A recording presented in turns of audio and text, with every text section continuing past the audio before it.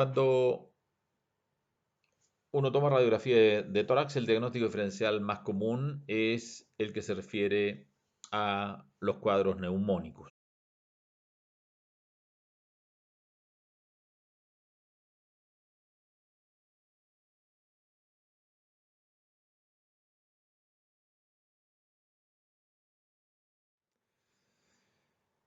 Cuando uno toma radiografía de tórax, el diagnóstico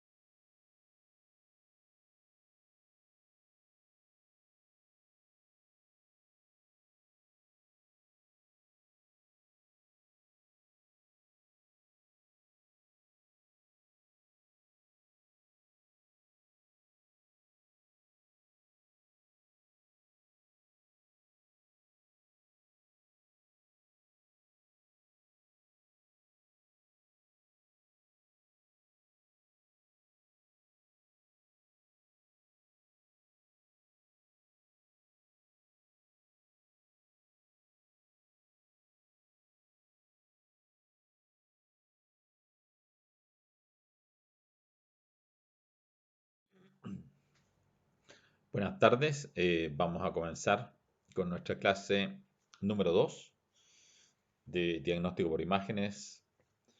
Vamos a comenzar con el capítulo de tórax. Tal vez el tabaco es uno de los agentes que tiene como respuesta en el pulmón dar un importante compromiso intersticial. El tabaco afecta el pulmón por distintas vías, por el compromiso inflamatorio, por la hiperreactividad bronquial, por la presencia de neutrófilos y por la producción de un aumento de la elastasa. Cuando un paciente fuma, se produce una disminución, ¿no es cierto?, de la alfa-1 antitripsina y por lo tanto, además, se produce una disminución de un aumento en la producción de las elastasa por activación de los polimorfonucleares y los macrófagos, lo que lleva a un daño elástico del pulmón, lo cual conduce a enfisema.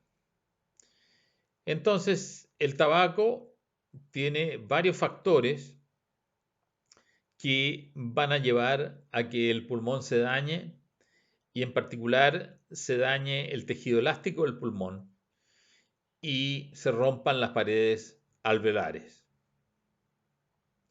Entonces, lo que uno espera encontrar en un paciente que fuma son diferentes manifestaciones asociadas a el fenómeno inflamatorio, por una parte, que produce el tabaco, al déficit de alfa-1 antitripsina y al aumento de la elastasa a consecuencia del aumento en los polimorfonucleares y los macrófagos.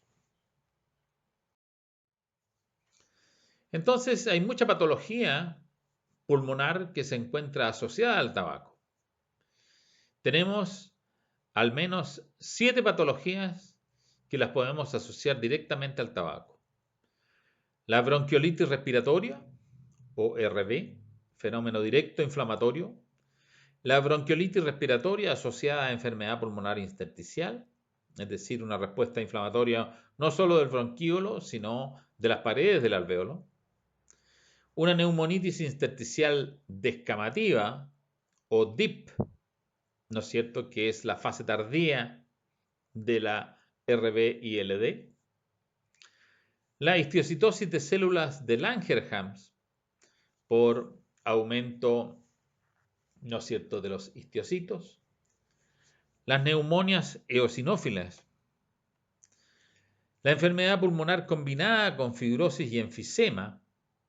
Y la enfermedad pulmonar obstructiva, ya sea que llamamos en general enfermedad pulmonar obstructiva crónica, que puede ser con dos variedades, el BP y el PP. Aquí tenemos ejemplos de bronquiolitis y de bronquiolitis asociada a enfermedad intersticial. Observamos una respuesta inflamatoria importante con fenómenos de bronquiolitis, con presencia de nódulos centroacinares de baja densidad y con presencia de opacidades en vidrio esmerilado con predominio en los lóbulos superiores. En la fase tardía de la RB-ILD aparecen un compromiso de los lóbulos inferiores, se llama neumonitis intersticial descamativa, sin embargo no es descamación, sino que corresponde al mismo fenómeno inflamatorio progresivo que da compromiso en los lóbulos inferiores, donde aparecen imágenes de aspecto buloso, con aspecto de neumatoceles y opacidad de tipo intersticial en vidrio esmerilado que compromete también los lóbulos inferiores. Las neumonias eosinofílicas con infiltrados de tipo eosinofílico en ambos pulmones y estas en general aparecen como opacidades parenquimatosas de predominio periférico en los pulmones, que es la imagen que se denomina en edema pulmonar invertido. La opacidad no está en el centro de los pulmones como la imagen en mariposa de un edema pulmonar, sino está a nivel de la periferia de los pulmones. Tenemos la histiocytosis de células de Langerhans en pacientes jóvenes fumadores, en que aparecen presencia de nódulos con infiltración histiocítica y estos nódulos posteriormente se cavitan, produciendo este pulmón con aspecto en esponja.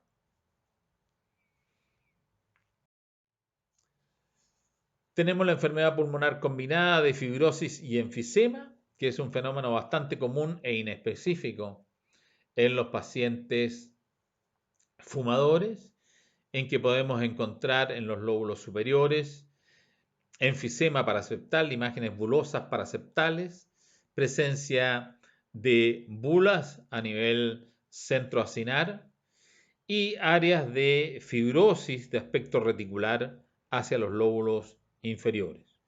Estos fenómenos combinados corresponden a el compromiso pulmonar de fibrosis y enfisema. Lo más común que observamos con el tabaco es una EPOC o una enfermedad pulmonar obstructiva crónica que tiene dos variantes, el pink puffer y el blue bloater, el PP y el BB, y en que en el BB corresponde al bronquítico crónico, el bronquítico crónico que en general a la larga puede ser cianótico. Entonces, en general se manifiesta como un paciente tosedor y cianótico. En cambio, el pink puffer característicamente corresponde a un paciente delgado con un tórax en tonel, en que lo dominante en la patología es el enfisema. Cuando comparamos los exámenes de laboratorio del pink puffer y el blue bloater, observamos que en el pink puffer la ventilación alveolar está aumentada, en el blue bloater está disminuida. En el pink puffer la presión arterial de oxígeno es normal o baja.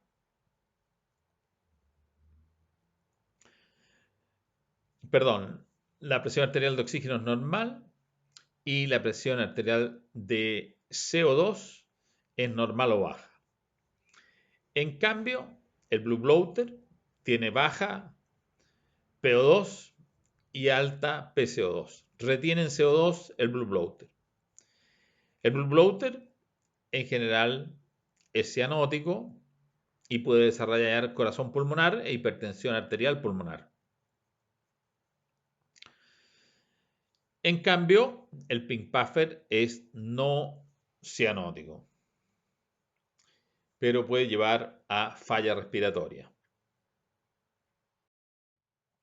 Aquí tenemos un típico ejemplo de un blue bloater, un paciente más bien obeso, más bien azulado, paciente congestivo azulado, en que tenemos hipoxia e hipercapnia y en general hipertensión arterial pulmonar. Como se puede ver en esta radiografía, hipertransparencia por hiperdistensión pulmonar bilateral, dilatación de ambos ilios con afinamiento vascular periférico. Blue bloater. En cambio, el pink puffer es un paciente, el soplador rosado, es un paciente que tiene una hipertransparencia por hiperdistensión pulmonar bilateral con un tórax en tonel con enfisema pulmonar. Aquí tenemos pacientes pink puffer con hipertransparencia por hiperdistensión pulmonar con enfisema pulmonar bilateral. Aquí tenemos las formas de enfisema en un escáner, 3 tipos. El enfisema buloso, con gran formación de grandes espacios quísticos. El enfisema paraseptal, que en general es de distribución periférica o bien paramediastínica. Y el enfisema centroacinar, que corresponde al centro de los acinos o el centro de los alvéolos. Así, el compromiso intersticial más típico es el compromiso del tabaco. Sin embargo, hay otros compromisos intersticiales, de los cuales hay las llamadas neumonitis intersticiales, que pueden dar diversos tipos de compromiso, en que el más importante es el de la UIP. La UIP es una enfermedad que es irreversible y progresiva, en que se produce fibrosis idiopática de los pulmones. Característicamente, la UIP tiene 4 características fundamentales. Compromiso periférico de tipo reticular con gradiente hacia las bases, con presencia de bronquiectasias por tracción. Esas son las características fundamentales de la UIP, o sea, una fibrosis de predominio periférico y basal, con bronquiectasias por tracción, es característico de UIP. Es importante reconocerlo porque el diagnóstico es radiológico y en el caso de un patrón típico de UIP no se hace biopsia. En caso que existan dudas, naturalmente puede y debe ir a estudio histológico. Con eso terminamos la primera parte. Muchas veces los tumores se manifiestan como un nódulo pulmonar. Entonces conviene caracterizar el nódulo en la toma de decisión si se trata de un nódulo benigno o un nódulo maligno. Los criterios para decidir si un nódulo es benigno o maligno son el tamaño, los bordes, la calcificación, la adherencia, la relación con las estructuras vecinas y la dinámica de crecimiento. En general, las lesiones de tipo benigno son más pequeñas. Menor de 1 centímetro orienta a benigno, mayor de 1 centímetro orienta a maligno. Los bordes regulares bien definidos orientan a benigno. Los bordes irregulares o en corona radiada, es decir, los nódulos estrellados, orientan hacia maligno. La principal característica anatómica de un nódulo que orienta a maligno es el borde estrellado, que aumenta en 5 veces al menos la chance de que ese nódulo sea maligno. La presencia de calcificaciones en los nódulos benignos es siempre central y gruesa. En los nódulos malignos en general no hay calcificaciones o si están presentes son pequeñas, irregulares, microcalcificaciones excéntricas. Los nódulos benignos no muestran adherencia, los nódulos malignos pueden adherirse a estructuras vecinas. Los nódulos benignos desplazan las estructuras vecinas, mientras que las malignas infiltran o sustituyen las estructuras vecinas. La dinámica del crecimiento. Si es muy lenta la tasa de crecimiento o es muy rápida, muy lenta, estamos diciendo de muchos años, o muy rápida, que crece en días, eso orienta hacia benignidad. Los nódulos neoplásicos crecen, pero en semanas o meses. No son ni muy rápidos ni muy lentos. La dinámica del crecimiento es una característica que también es importante en la toma de decisión si es maligno. El tamaño no es muy importante, ya que todo nódulo que actualmente es grande, en alguna etapa fue pequeño, de tal manera que no es un criterio adecuado. Cuando hay calcificaciones que orientan a benignidad. La calcificación más típica en un nódulo que orienta a benignidad es la calcificación en palomita de maíz, que orienta hacia un amartoma pulmonar. Ahí pueden ver en la radiografía de arriba a la derecha una calcificación benigna en un nódulo, palomita de maíz, y en la radiografía de abajo a la izquierda otra calcificación que es claramente benigna, irregular, con las mismas características. Otras calcificaciones que son benignas son las calcificaciones de tipo pleural, que generalmente son periféricas o supradiafragmáticas. Así los nódulos benignos, si tienen calcificaciones, estas van a ser gruesas, van a ser más bien centrales o bien distribuidas y macrocalcificaciones. En cambio, los nódulos malignos van a ser estrellados, en general no van a tener no van a tener calcificaciones gruesas, van a ser más grandes, van a estar adheridos. Y una cosa importante, cuando un nódulo, ojo, cuando un nódulo, no una condición, cuando un nódulo presenta broncograma aéreo, eso indica malignidad. Un nódulo con broncograma es maligno. No estamos hablando en este caso de una condensación, no estamos hablando de una neumonía, estamos hablando de un nódulo con broncograma, indica malignidad. El nódulo estrellado característicamente es un nódulo maligno, el nódulo con corona radiada. Aquí tenemos la dinámica del crecimiento. Observen en la radiografía que está señalada como el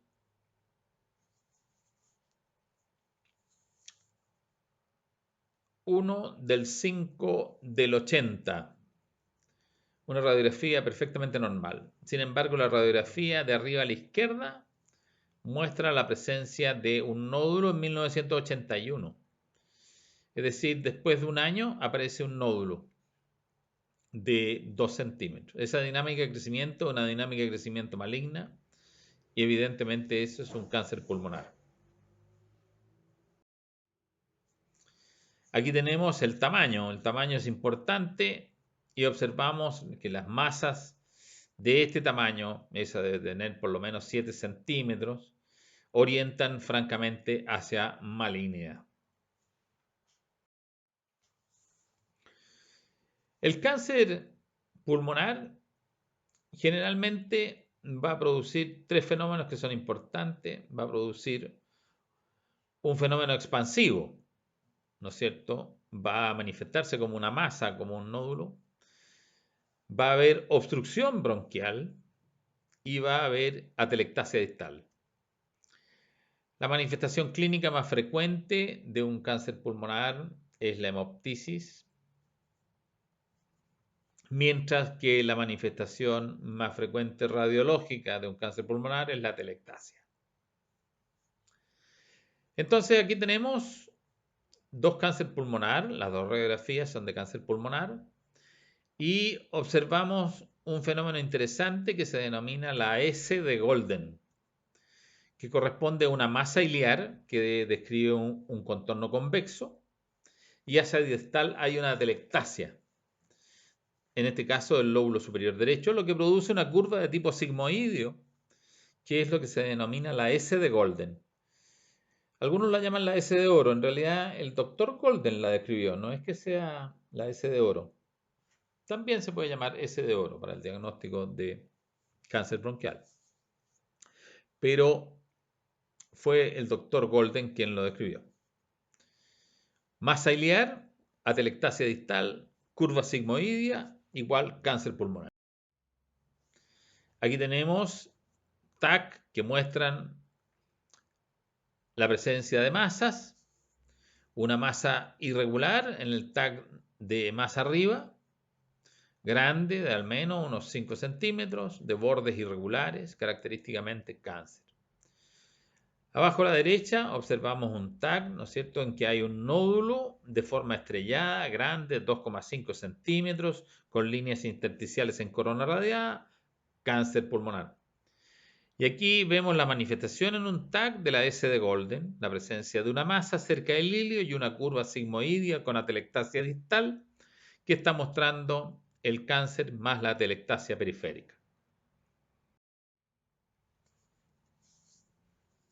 Las metástasis se manifiestan en forma distinta que un cáncer pulmonar primario.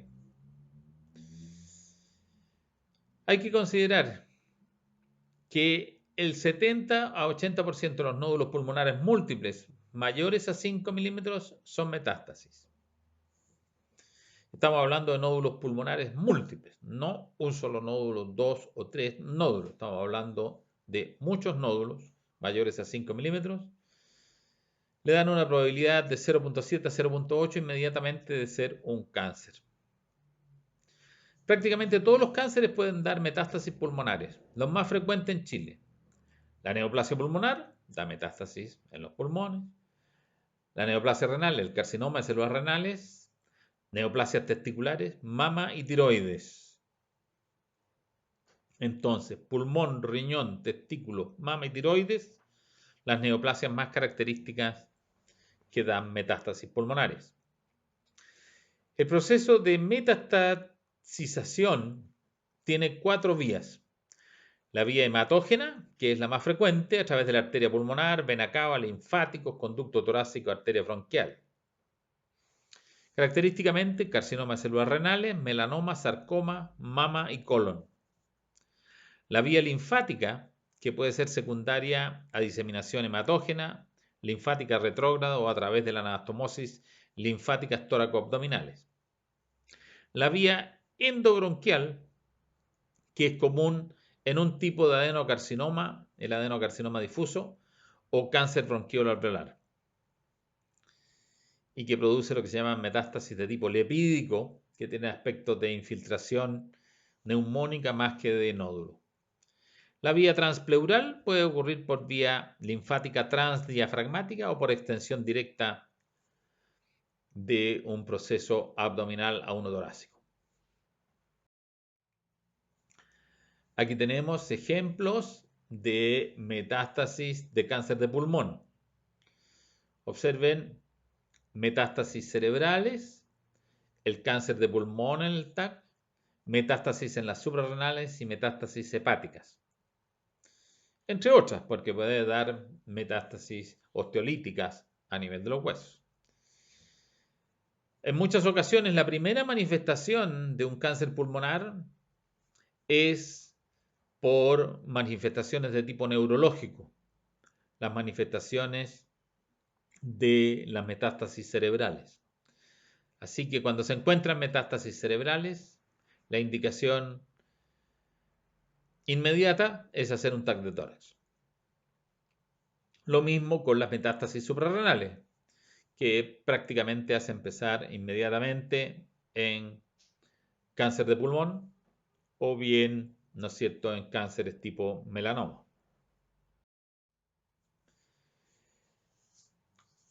Unas metástasis que son muy características son las llamadas la suelta de globos. Los nódulos pulmonares múltiples, grandes, como si hubieran muchos globos en los pulmones. Y eso plantea el diagnóstico diferencial mama, testículo y riñón. Entonces, el diagnóstico diferencial de las metástasis en suelta de globos: cáncer de mama, cáncer de testículo, carcinoma de células renales. Aquí tenemos metástasis múltiples en ambos campos pulmonares. Cuando son muy pequeñas, se habla de metastasización miliar y típicamente el que produce ese efecto es el cáncer de tiroides. Entonces, metástasis de tipo miliar, cáncer de tiroides.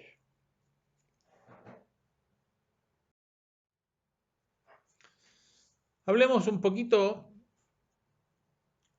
para ir terminando, de tumores mediastínicos.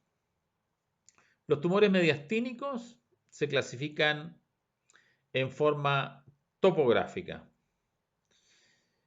El mediastino anterior se refiere al mediastino que se encuentra por delante de la línea traqueal posterior. Cuando ocurren lesiones en el mediastino anterior, estamos pensando en las estructuras que se encuentran en el mediastino anterior. Y en el mediastino anterior tenemos el timo, tenemos ganglios, tenemos grasa, tenemos pericardio, vasos, etc. Fundamentalmente en el mediastino anterior hay 4 tumores fundamentales que es conocido como las 4T y que ustedes lo conocen, ¿no es cierto?, por una mnemotecnia que es simpática. Las 4T: tiroides, timoma, teratoma y el terrible linfoma, para que tenga una T.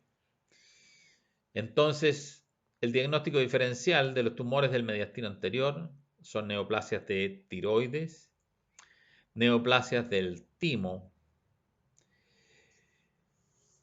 neoplasias embrionarias como el teratoma y el linfoma. En cambio, en el mediastino posterior estamos en otros órganos: la aorta, el esófago, y por lo tanto en el diagnóstico diferencial están los fenómenos vasculares como los aneurismas aórticos, la presencia de los quistes bronquiales, los divertículos esofágicos, los cánceres esofágicos. Y tenemos la región más posterior del mediastino posterior, que es la región paraespinal, y como su nombre lo indica, en esta región vamos a encontrar la columna vertebral y los espacios paraespinales. En los espacios paraespinales vamos a encontrar los tumores neurogénicos, neurofibroma, ganglioneuroma, neuroblastoma, quemodectoma, mielomeningocele. Mientras que a nivel de espinal o paraespinal vamos a encontrar los fenómenos que tienen que ver con la columna vertebral, muchas veces fenómenos infecciosos como espondilodicitis TBC, abscesos fríos, hematopayesis extramedular, etc.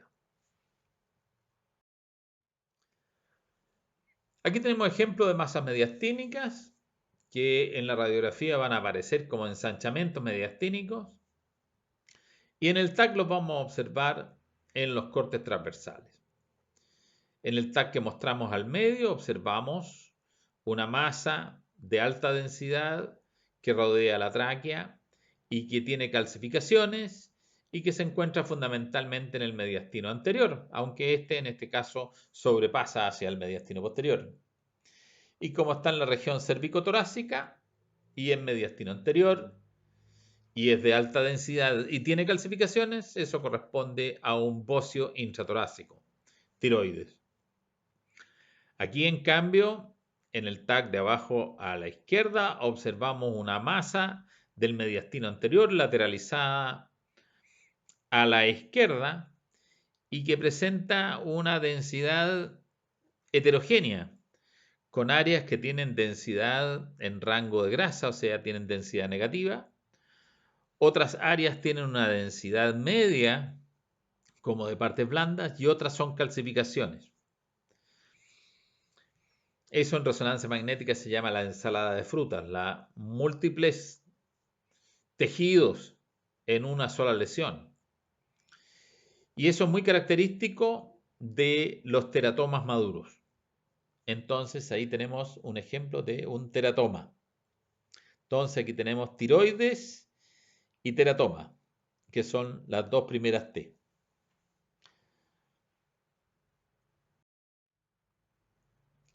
Aquí tenemos compromiso del timo, un timoma. El timoma es difícil de diferenciar de un linfoma. Aparece como una masa del mediastino anterior. Y observamos como una masa lobulada y en este caso fue un timoma. Diagnóstico diferencial es muy difícil desde el punto de vista radiológico, salvo que haya un mayor compromiso.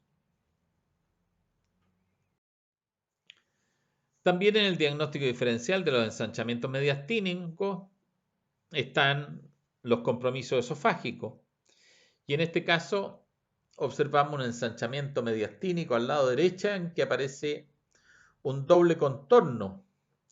Un contorno corresponde al contorno del corazón y el segundo contorno corresponde a un contorno del mediastino posterior y en este caso entonces es un ensanchamiento del esófago. En este caso es un megaesófago. Esto puede ser perfectamente una acalasia esofágica. Aquí tenemos un ensanchamiento también de mediastino posterior y en este caso estamos mostrando dos imágenes que corresponden a patología de tipo vascular, hipertensión vascular pulmonar primaria, con dilatación pseudotumoral de los ilios. Aquí tenemos ensanchamiento fundamentalmente de los ilios en paciente con sarcoidosis, con adenopatías ciliares. Aquí tenemos un ensanchamiento del mediastino anterior, pero inferior. Y en el mediastino anterior, en la zona inferior, aparecen las hernias, en particular la hernia mediastínica anterior es una hernia de Morgagni, mientras que, como ustedes recuerdan de cirugía, la hernia del mediastino posterior inferior es la hernia de Bosdalek.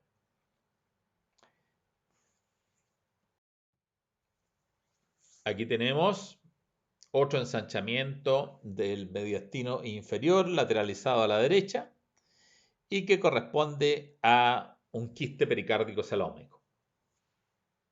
Es decir, el diagnóstico es muy vasto, pero fundamentalmente el mediastino anterior tenemos las 4T, es decir, tiroides, los tumores embrionarios,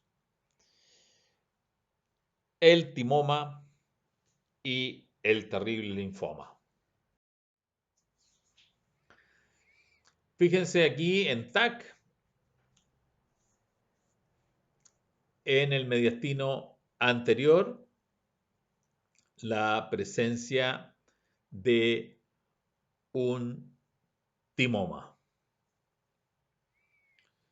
con una masa del mediastino anterior, con degeneración quística y que ocupa exactamente la posición del timo y se extiende hacia el lado derecho del mediastino por delante de las estructuras vasculares, dejando un adecuado plano clivaje con el resto de las estructuras. Aquí tenemos un timoma, arriba a la izquierda y arriba a la derecha, tenemos un carcinoma tímico, ¿no es cierto? Una forma histológica distinta de tumor del timo, con compromiso irregular, un mayor compromiso de tipo invasivo. Y abajo a la derecha vemos una metástasis de un carcinoma tímico. Muchas veces el timoma da compromiso invasivo de la pleura, como se puede ver en la imagen de abajo a la izquierda. Aquí tenemos otro carcinoide tímico en un paciente de 74 años con una masa irregular del mediastino anterior con una infiltración del pericardio. En este caso no es un carcinoma, es un carcinoide tímico con compromiso desmoplástico. Y aquí tenemos una masa del mediastino anterior y observen ustedes la utilidad del concepto de ensalada de frutas, es decir, de múltiples tipos de tejidos en una misma lesión. Y observamos que aquí podemos reconocer unas áreas de baja densidad que corresponden a grasa, unas áreas de alta densidad que corresponden a calcificaciones, zonas de densidad media que corresponden a distintos tipos de tejidos, y eso nos permite fácilmente hacer el diagnóstico de un teratoma mediastínico. Aquí observen ustedes una radiografía de tórax en que es difícil decidir si la lesión que estamos viendo es una lesión mediastínica o una lesión pulmonar, y observamos una gran imagen de tipo expansiva con una imagen cavitaria con nivel hidroaéreo. Solo podríamos decir, ¿no es cierto?, que a lo mejor esto es una neumonía cavitada o tiene un absceso pulmonar o algún tipo de lesión que haya cavitado un quiste hidratídico. Es poco probable porque no tiene membrana flotante. Pero en un podemos ver que reconocemos importantes variaciones en el tipo de tejido con áreas de baja densidad, áreas con densidad en rango graso y áreas con densidad media, lo que nos permite decir que este es probablemente un teratoma o bien un teratocarcinoma roto. El teratoma maduro y también los teratocarcinomas se pueden complicar rompiéndose, produciendo un foco infeccioso en el pulmón y se pueden cavitar. Aquí tenemos otro ejemplo, un TAC de tórax en que vemos una masa en el mediastino anterior en un paciente joven y que es difícil decidir qué patología tiene, si esto es un linfoma o si es un tumor embrionario. El linfoma probablemente encontramos más adenopatías, más nódulos presentes, en este caso es una sola masa. Esto es poco probable que sea un linfoma, es poco probable que sea un timoma y no es tiroides, es un tumor embrionario y en este caso es un seminoma.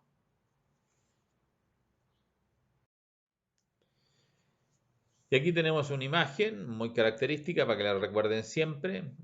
Siempre impresiona mucho este tipo de fenómeno expansivo, del mediastino anterior, pero sin embargo tiene una densidad muy característica, una alta densidad. Muchas veces tienen calcificaciones y además tienen una ubicación característica cérvico-torácica, lo que permite decir que este es un bocio intratorácico y no es un tumor maligno. Con eso terminamos el capítulo de tórax.